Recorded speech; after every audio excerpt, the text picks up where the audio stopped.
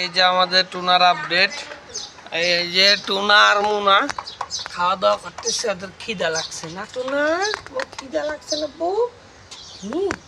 খাও খাও খাও খাও আমার বাচ্চা মা। এই যেখানে পানিও দিছি খাও, হ্যাঁ বাচ্চা খাও খাও। ওদেরকে বিকালে মাঝে মাঝে ছাড়ি, এই বড় ছাদটায় ছাড়ি আমরা মাঝে মাঝে। আরেকটা আছে না সোনালি, ওটাও দেখাই। ওটা বাইর হওয়ার জন্য খুবই উৎসুক থাকে। কখন বাইর হবে, কখন বাইর হবে না বাচ্চা আমার? বাচ্চা বাচ্চা মা খাইছো তুমি? খাই পালাইছো বাবা, সব খায়। লক্ষ্মী লক্ষ্মী চারটে এটা একটা। এইটা মাংসের মুরগি মূলত।